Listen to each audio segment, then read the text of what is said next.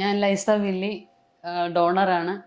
ഞങ്ങൾ ഫെബ്രുവരി 22-ാം തീയതി തൊട്ട് ഇവിടെ അഡ്മിറ്റ് ആയിരുന്നു. അപ്പോൾ ട്രാൻസ്പ്ലാന്റ് മാത്രമാണ് ഇതിൻ്റെ ഏറ്റവും നല്ല ഓപ്ഷൻ എന്ന് പറഞ്ഞിരുന്നു. അപ്പോൾ ഞാനത് തയ്യാറായി.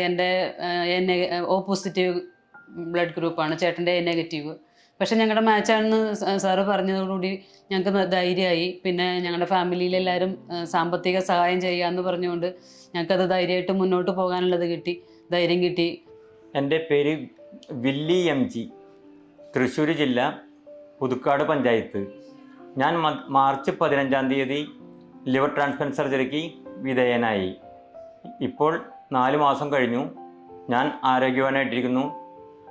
തൊഴിൽ ചെയ്ത് സാധാരണ ജീവിതം നിലനിർത്തിപ്പോയിരുന്നു. എൻ്റെ ബ്ലഡ് കൗണ്ടുകളെല്ലാം വളരെ വേരിയേഷൻ ആയതുകൊണ്ട് സർജറി നടക്കാൻ സാധ്യത ഉണ്ടായിരുന്നില്ല. പക്ഷേ ഞാൻ ഈ രാജഗിരി ഹോസ്പിറ്റലിലെ ഡോക്ടർമാരുടെയും സ്റ്റാഫുകളുടെയും നിർദ്ദേശപ്രകാരം അവർ പറയുന്ന കാര്യങ്ങൾ അനുസരിച്ച് മുന്നോട്ട് പോയതിനാൽ എൻ്റെ സർജറി സക്സസ് ആയി. ട്രാൻസ്പ്ലാന്റ് കോർഡിനേറ്റർ ഷൈനി മാഡം ഞങ്ങൾക്ക് എല്ലാ ധൈര്യവും സപ്പോർട്ടും എല്ലാം ഞങ്ങൾക്ക് തന്നു. റോസ് സാറും ജോസഫ് സാറൊക്കെ ഞങ്ങൾക്ക് നല്ല ധൈര്യം തന്നു. ട്രാൻസ്പ്ലാന്റ് ആണ് ഏറ്റവും നല്ല ഓപ്ഷൻ, അല്ലെങ്കിൽ ഇടയ്ക്കിടയ്ക്ക് ഇൻഫെക്ഷൻ വന്നിട്ട് വീണ്ടും ഭയങ്കര ബുദ്ധിമുട്ടിലേക്ക് പോകുന്നു പറഞ്ഞുകൊണ്ട് ഞങ്ങൾ ധൈര്യമായിട്ട് ട്രാൻസ്പ്ലാന്റിലേക്ക് തന്നെ തീരുമാനിച്ചു. അങ്ങനെ എല്ലാ പേപ്പർ വർക്കും എല്ലാം ചെയ്യാൻ വേണ്ടിയിട്ട് ഞങ്ങൾക്ക് നല്ല ഇത് കിട്ടി. അനുഗ്രഹിക്കേണ്ട ഷൈനി മാഡം എപ്പോഴും ഞങ്ങൾക്ക് ഉപദേശങ്ങളും നിർദ്ദേശങ്ങളൊക്കെ ചെയ്തു തന്നു. അങ്ങനെ മാർച്ച് 15-ാം തീയതി ഞങ്ങളുടെ സർജറി നടന്നു. സെമി ഐസിയിലുള്ള നേഴ്സുമാർ എനിക്ക് മാതാവിനെ പോലെയായിരുന്നു. വളരെയധികം അവരെന്നെ കെയർ ചെയ്തായിരുന്നു. എനിക്ക് സർജറിക്ക് കഴിഞ്ഞതിന് ശേഷം വേദന ഉണ്ടായിരുന്നില്ല. എനിക്ക് വളരെ എൻജോയ് ചെയ്തിട്ടാണ് ഞാനിവിടെ ഈ രാജഗിരി ഹോസ്പിറ്റലിൽ ട്രീറ്റ്മെൻറ്റ് കഴിഞ്ഞത്. ഞാൻ 4-5 ദിവസമാണ് ICUവിൽ കിടക്കേണ്ടി വന്നുള്ളൂ. അതുകൊണ്ട് എനിക്ക് വലിയ ബുദ്ധിമുട്ടുകൾ അധികമൊന്നും ഉണ്ടായിരുന്നില്ല. 8 ദിവസമായപ്പോഴത്തേക്ക് ഞാൻ ഡിസ്ചാർജായി.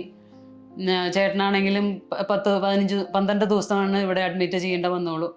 ആ സർജറി കഴിഞ്ഞ് 2-3 ദിവസം കുറച്ച് ഡിപ്രഷൻ ഇതുണ്ടായിരുന്നു, മാനസികമായിട്ട് കുറച്ച് വിഷമം ഉണ്ടായിരുന്നു. അല്ലാണ്ട് വേറെ ബുദ്ധിമുട്ടുകളൊന്നും ഉണ്ടായിരുന്നില്ല.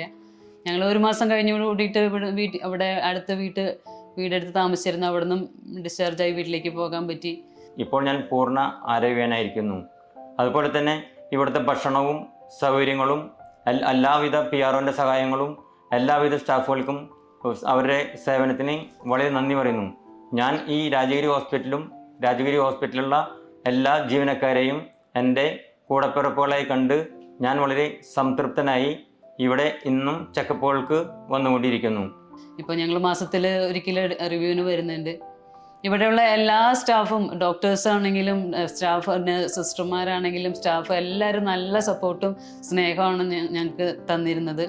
അത് ഞങ്ങൾക്ക് ഭയങ്കരമായിട്ട് സന്തോഷമാണ്. ഞങ്ങൾക്ക് ഭയങ്കര ഒരു എനർജി ആയിരുന്നു അത്.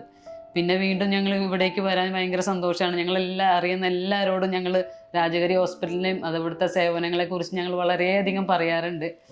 ഇപ്പോൾ മാസത്തിൽ ഒരിക്കലും ഇങ്ങോട്ട് വരികയെന്ന് വെച്ചാൽ ഞങ്ങൾക്കത് ഭയങ്കര നമ്മുടെ സ്വന്തം ഒരു ഇവിടേക്ക് പോകണം എന്നുള്ള ഒരു അനുഭൂതിയാണ്.